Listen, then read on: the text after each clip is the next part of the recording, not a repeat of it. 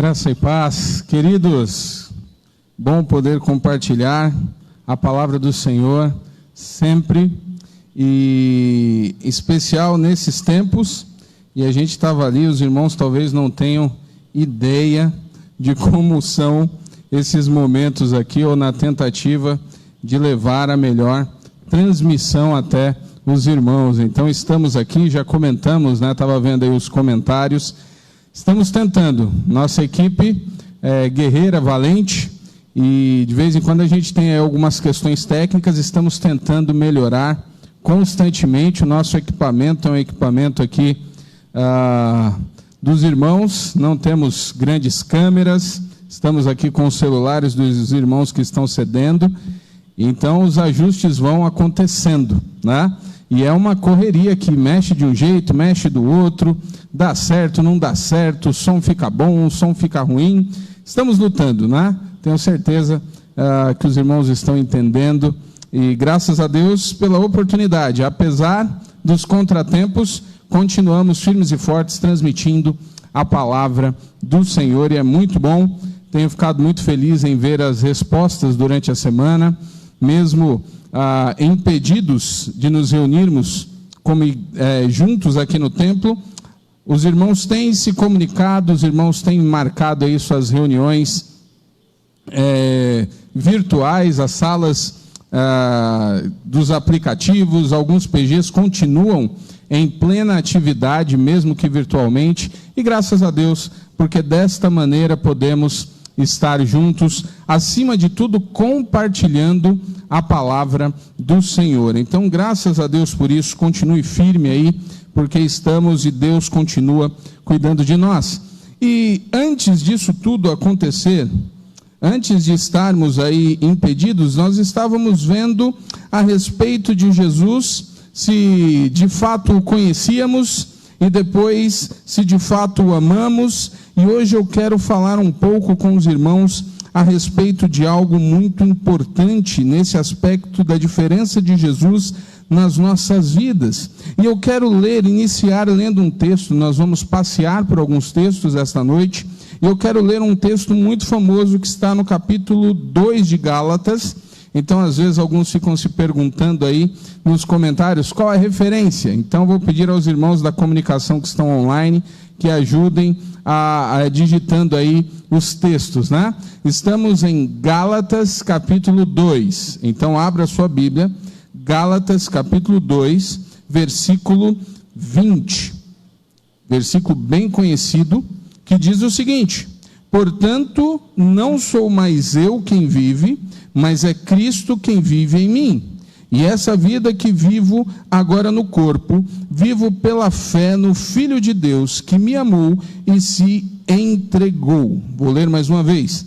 Portanto, não sou mais eu quem vive, mas é Cristo quem vive em mim. E essa vida que vivo agora no corpo, vivo pela fé no Filho de Deus, que me amou e se entregou por mim.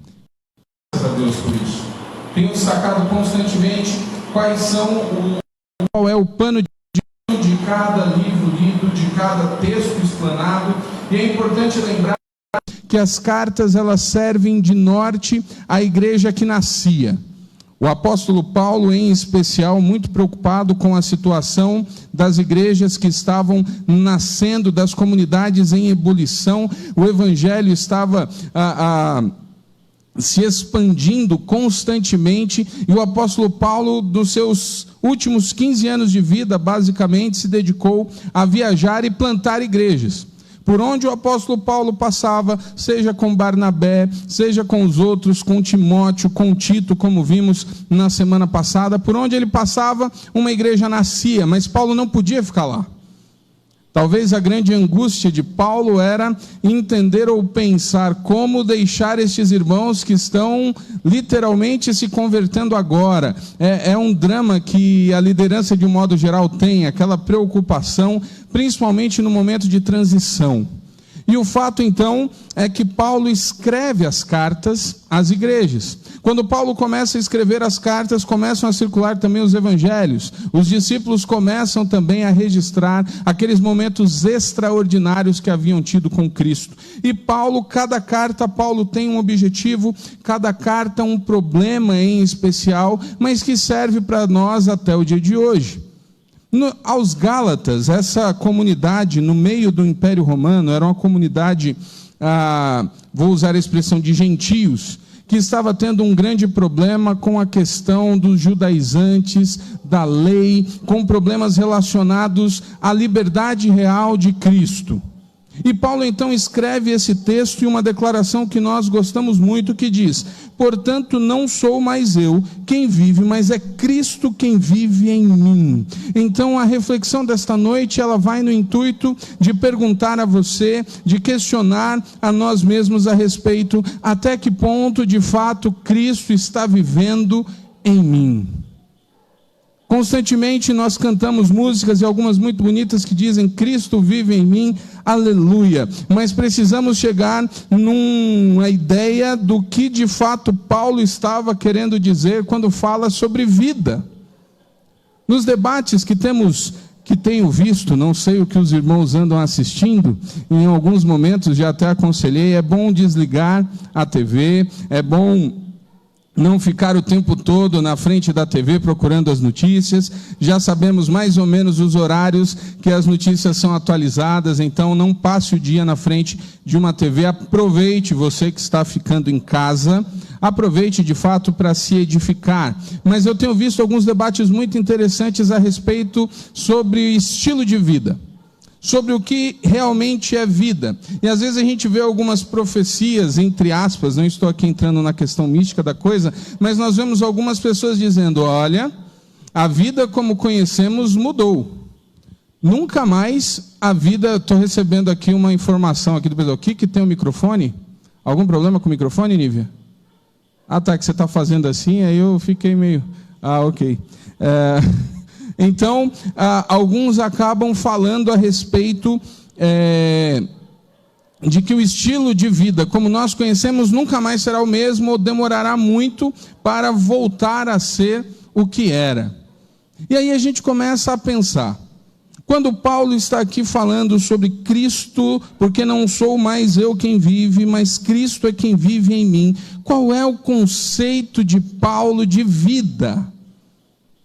E esse é um ponto aqui, porque quando paramos para pensar a respeito de vida e falamos de viver a vida de Cristo, ou de tudo que o próprio Jesus fala sobre vida, o que é que ele está falando? A palavra usada no Novo Testamento, Paulo usa uma palavra derivada dessa no grego, mas tem a ver com zoe. Nós aqui da Memorial temos aí aqueles que estão um pouco mais tempo nisso, eles sabem que a palavra zoe é utilizada a um projeto que nós sonhamos aqui, projeto Zoe, mas é uma palavra diferente para a vida como nós pensamos. Paulo e Jesus, eles traçam um conceito diferente de vida, e precisamos entender isso aqui. Quando os evangelhos estão falando de vida, quando Paulo está associando a vida dele com a vida de Cristo, ou quando ele diz que agora Cristo é quem vive, ele está falando algo diferente do conceito que às vezes nós temos de acordar, trabalhar, se divertir, dormir e vir o dia seguinte. O conceito de vida é muito diferente. Zoe, ele nos traz uma ideia de vida completa, vida perfeita, vida abrangente, que está associada diretamente com a ligação com Deus. Quando Deus cria Adão no paraíso, em Gênesis, quando Deus sopra o fôlego da vida em Adão, quando ele se levanta, estou aqui falando de uma maneira simbólica, não sei exatamente qual teria sido o ponto ali, mas quando Adão começa a caminhar pelo Éden, Adão está cheio de vida e está cheio de zoe, no que diz respeito à relação com Deus. É perfeita, é plena, é eterna. A vida está completamente encaixada. Deus com Adão, Adão e Deus, a relação é limpa, a relação é perfeita. Quando o homem peca, esta vida é quebrada.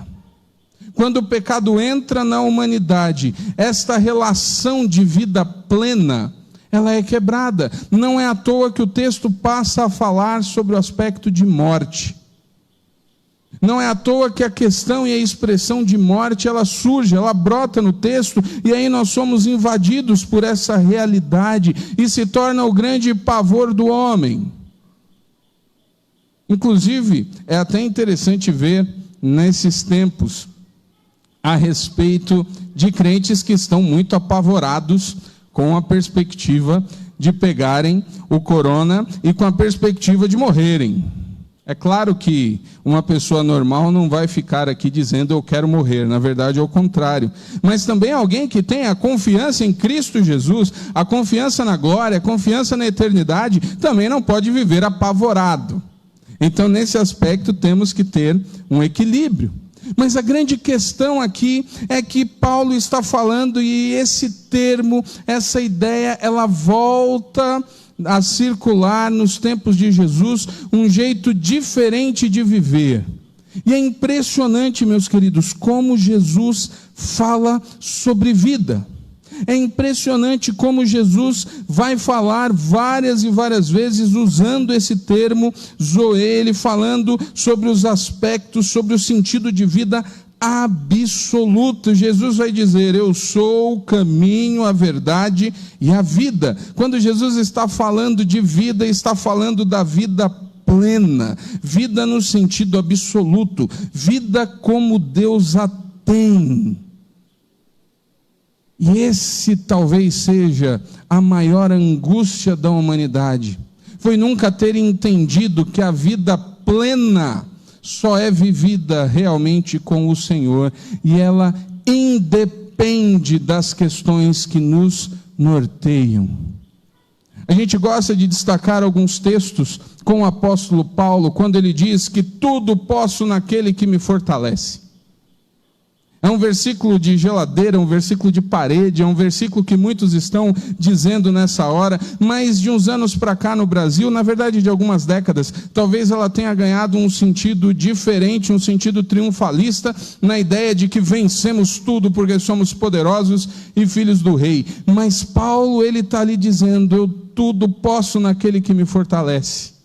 Eu posso passar todo tipo de dificuldade, eu posso passar todo tipo de luta, eu posso passar todo tipo de desgraça, de tristeza, inclusive de privação, porque a minha vida é uma vida em Cristo. Ele descobriu o sentido real e completo da vida. Isso aqui é muito sério, porque ele envolve toda a perspectiva nossa como seres, como pessoas.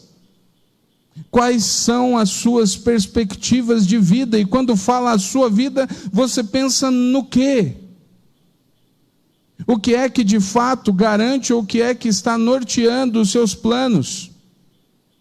Porque quando Jesus está falando, eu vim para que tenham vida, zoe, vida completa, Jesus não está falando, e aí a gente pensa, olha, Jesus disse, eu vim para que tenham vida, e vida em abundância, e aí a gente pensa muito, Jesus quer que eu viva bem.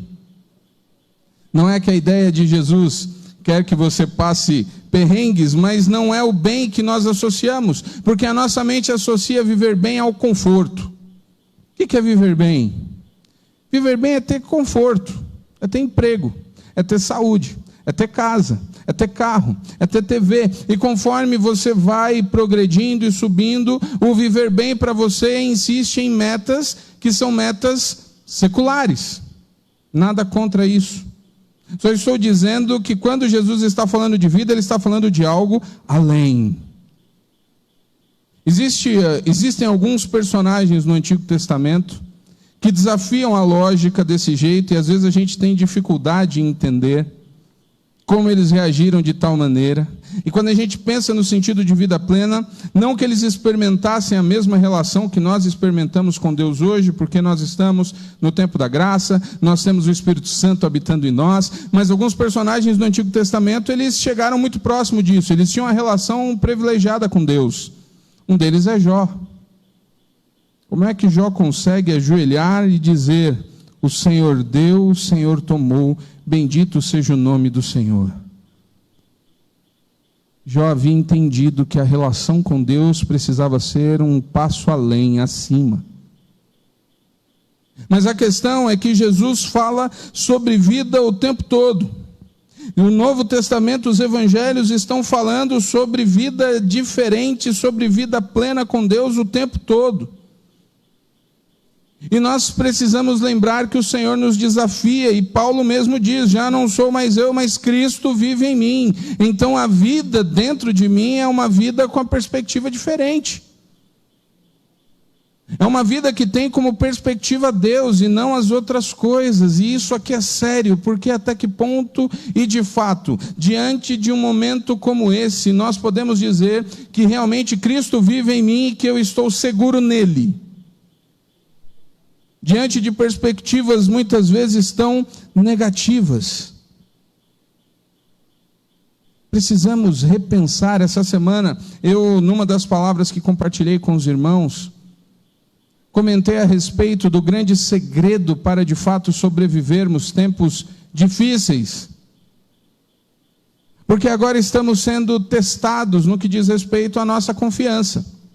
A realidade é que todos nós, em um grau mais elevado ou em um grau menor, estamos diante realmente de uma perspectiva em que talvez alguns, pela primeira vez na vida, estão completamente fora do controle do seu futuro, porque não depende mais de nós. Enquanto não for decretado que você pode voltar à sua vida como ela era antes, você não tem poder para fazê-lo. Isso é um negócio meio louco. E estamos sendo desafiados a viver aquilo que cantamos por tantos anos, daquilo que falamos e professamos por tantos anos, que é viver exclusivamente esperando e dependendo do cuidado do Senhor. E para que isso aconteça, de fato, a sua vida necessita estar nas mãos de Deus. Qual é a realidade da leitura deste versículo? Você consegue cantar ou dizer e declarar com plena convicção de que, portanto, não sou mais eu quem vive, mas é Cristo quem vive em mim. E essa vida que vivo agora no corpo, vivo pela fé no Filho de Deus, que me amou e se entregou por mim. Você consegue isso? Você consegue, de fato, entender e declarar que é Cristo que tem vivido em você? O Senhor veio para que tenhamos de fato vida. É isso que Ele deseja. E essa é a grande diferença na nossa história. Precisamos entender que de fato o Senhor nos promete uma vida, e como é que isso funciona? Alguns que estão há mais tempo na igreja talvez, mas na prática, como é isso? Como é que isso acontece? Por que é que eu mesmo na igreja, mesmo ciente orando, por que é que algumas coisas não mudam para mim? Como é que podemos sair da teoria à prática? O apóstolo Paulo, em outros textos, vai dizer o seguinte, porque para mim o viver é Cristo, está lá em Filipenses 1:21. Colossenses 3:4 diz: quando Cristo, que é a nossa vida, for manifesto, então vocês também serão manifestados com Ele em glória.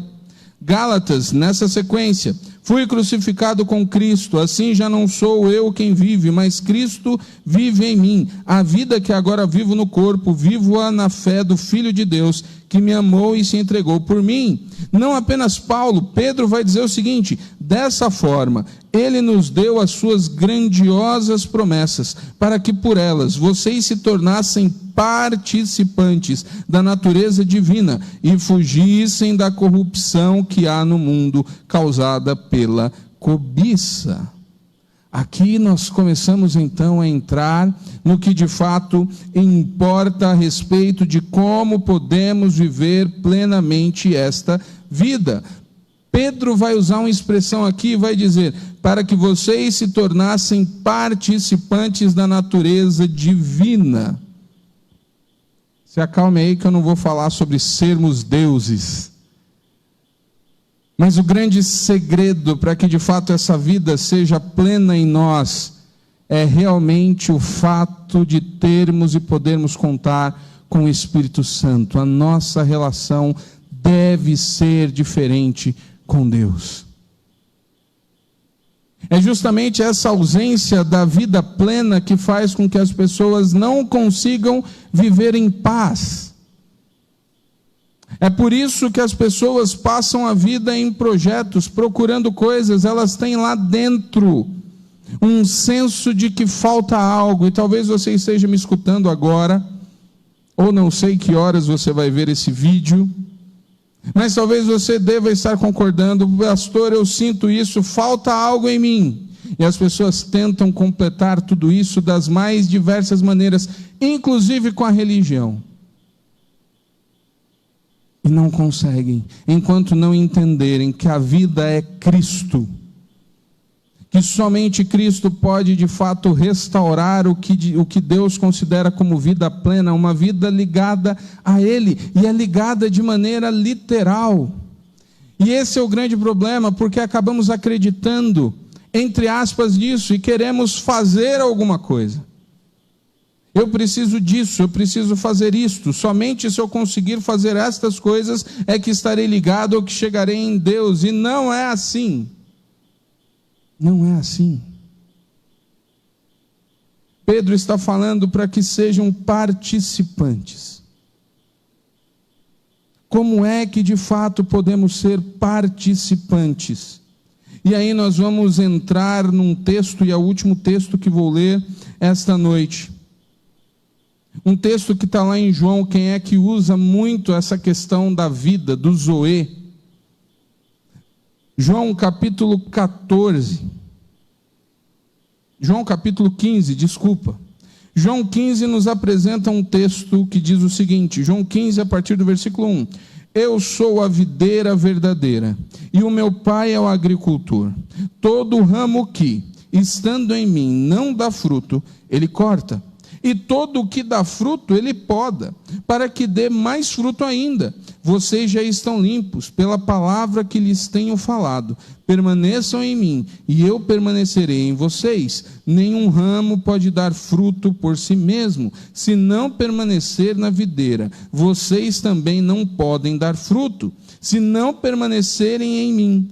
Eu sou a videira, vocês são os ramos. Se alguém permanecer em mim e eu nele, esse dará frutos, muitos frutos, pois sem mim vocês não podem fazer coisa alguma.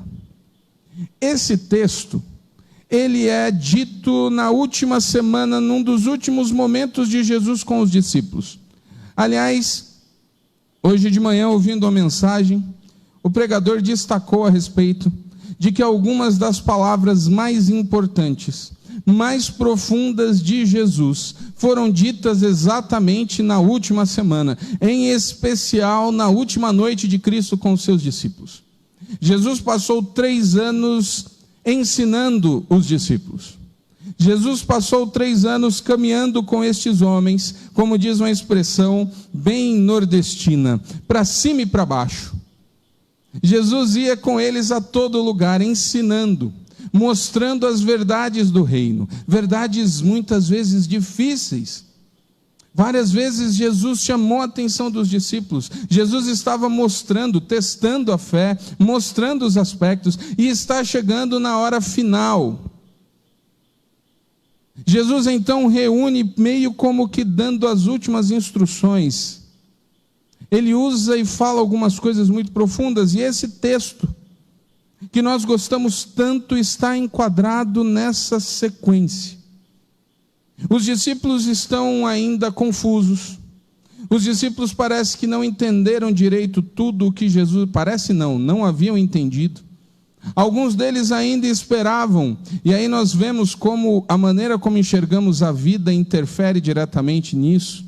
Alguns ainda esperavam o Jesus libertador, o Jesus político, o Jesus que ia libertar a nação, que ia sentar no reino. Outros esperavam talvez algum reconhecimento maior, e justamente hoje, que a tradição chama de domingo de Ramos, domingo que vem é Páscoa. Que loucura, né? Que Páscoa diferente. E justamente nesse domingo que chamamos domingo de Ramos, os discípulos talvez tenham tido a experiência mais impressionante de suas vidas até então, porque eles foram recebidos no centro religioso daquela época, eles foram recebidos no lugar mais importante da tradição judaica, como grandes ou verdadeiros pop stars. Jesus entra por Jerusalém, Jesus entra ali como uma celebridade, as pessoas aclamando, as pessoas dizendo, vem, entrem, e jogando ali os ramos. Eu fico pensando o que é que está passando na cabeça daqueles homens, em um momento como esse. Uma semana depois eles estariam vendo a mesma multidão gritando, crucifica-o. E o fato é que aqueles homens estão meio que sem entender direito tudo o que significa isso.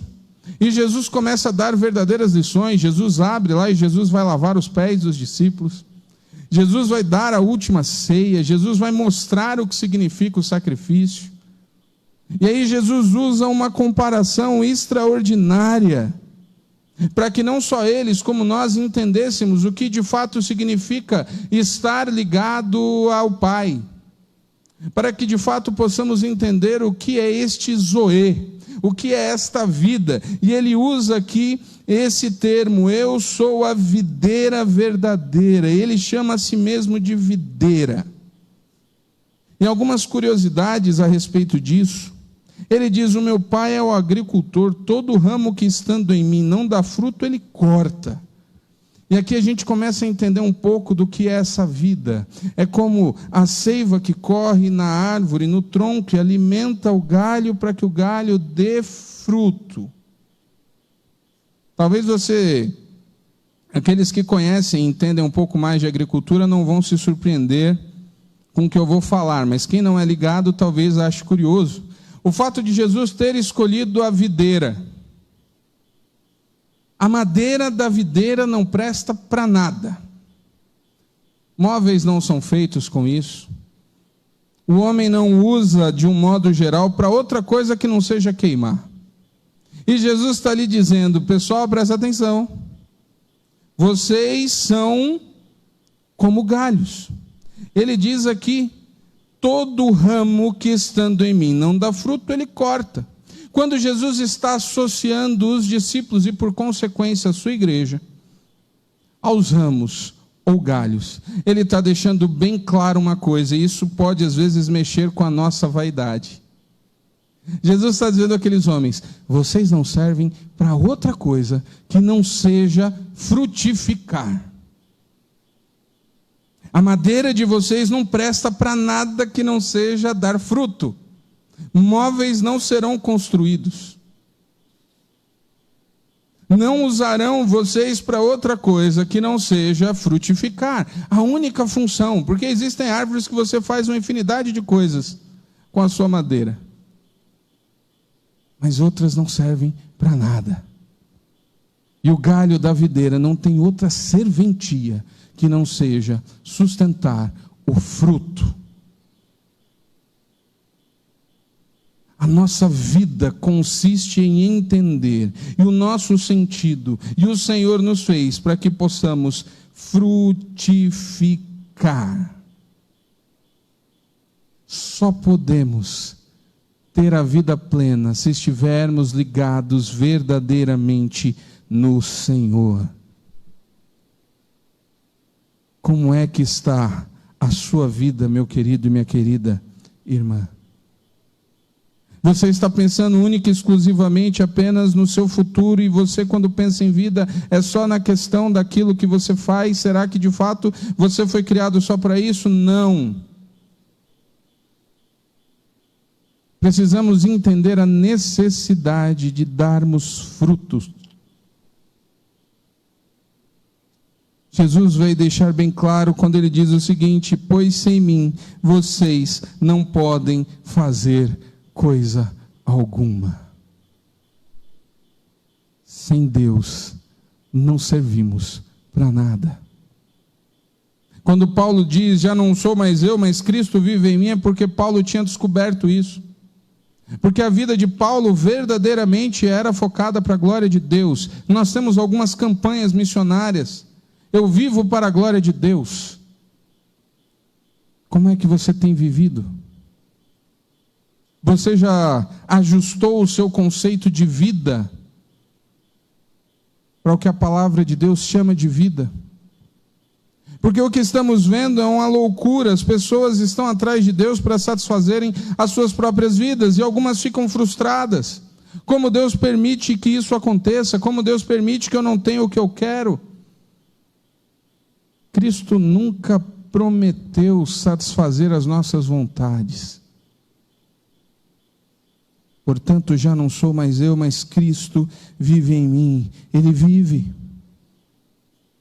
Quando Jesus está dizendo, eu sou a videira verdadeira, meu Pai é o agricultor, todo ramo que estando em mim não dá fruto, Ele corta, e tudo que dá fruto Ele poda, para que dê mais fruto ainda. Vocês já estão limpos pela palavra que eu lhes tenho falado. Permaneçam em mim, e eu permanecerei em vocês. Esse é o segredo. É assim. É Cristo em nós. Isso vai contra a lógica de qualquer outra religião. As religiões pregam que Deus está distante. E Jesus diz, não, eu agora estou com vocês. Na verdade, quando vem o Consolador, quando a igreja nasce, é Deus em nós.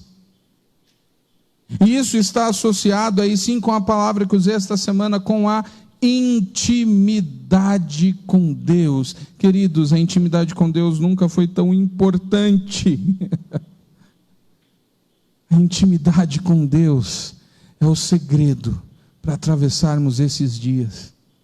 A intimidade com Deus é o segredo para de fato desenvolvermos essa vida plena com o Senhor. Quando falamos de vida plena, muitas pessoas associam de novo a sucesso. Vida plena é a paz em Cristo e o sentido completo do propósito de Deus para mim. Vida plena é anunciar esse reino. Vida plena é ter paz e a confiança de que de fato Deus está conosco em todos os momentos. Somos humanos, é verdade. Temos medo, é verdade. Por isso sentimos medo. Ao sentirmos medo, Senhor, tem misericórdia de mim. O texto diz, sem mim vocês não podem fazer nada. Sem o Senhor nada podemos fazer.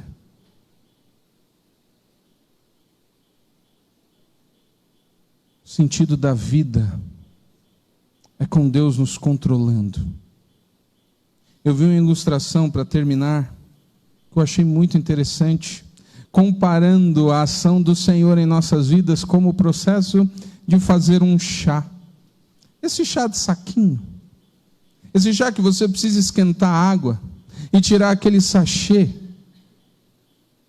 aquele processo de colocar o sachê na água quente ou fervendo, e esperar com que de fato as propriedades daquele chá mudem.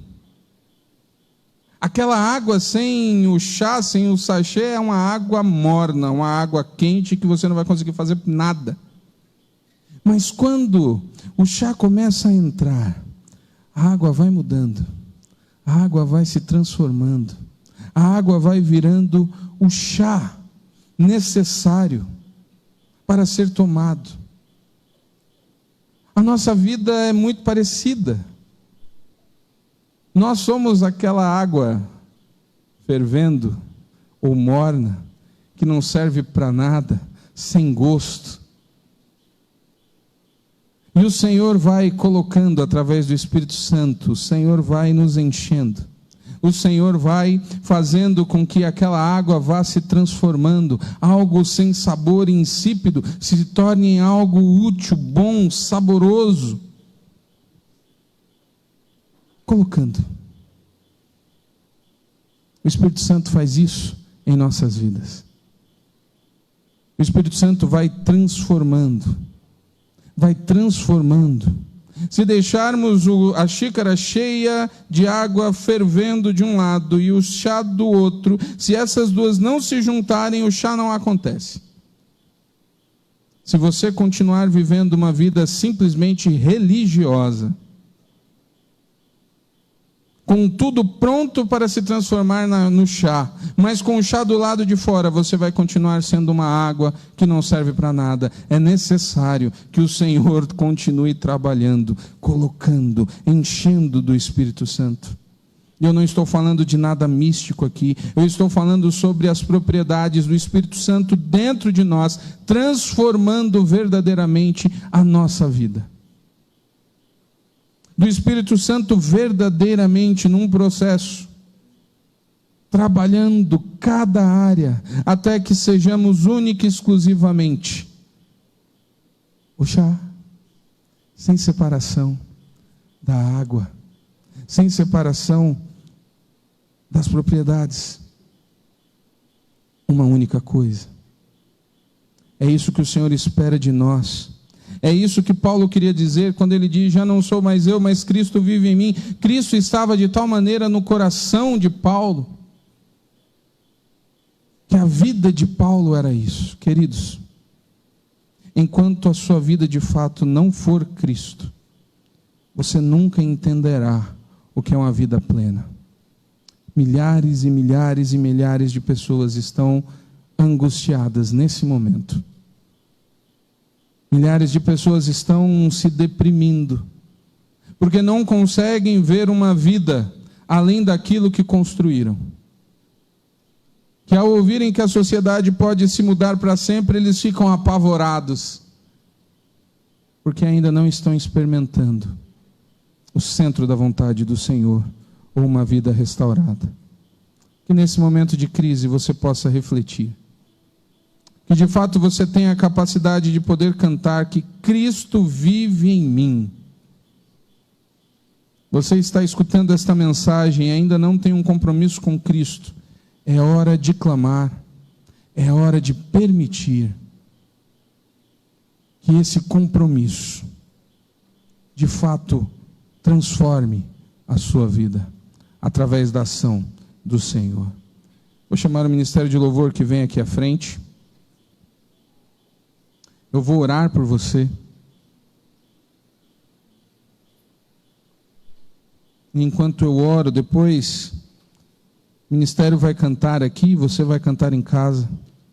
Mas, meu querido, permita que de fato Cristo seja um com você. Não tente continuar levantando um muro que não permita a ação do Senhor na transformação da sua vida. Nós somos galhos, com a única missão de frutificar. O texto diz que se você não frutifica, você será cortado, lançado ao fogo. É isso que você quer? Creio que não. Então feche seus olhos. Santo Deus, obrigado pela tua palavra. Obrigado pela maneira como o Senhor levantou homens e mulheres no decorrer da história para mostrarem que uma vida contigo é possível.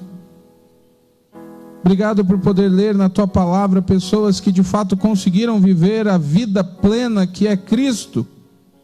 E a minha oração, Pai, é que o Senhor continue a transformar as nossas vidas. Que os meus irmãos em casa possam ter a alegria de dizer: Cristo vive em mim.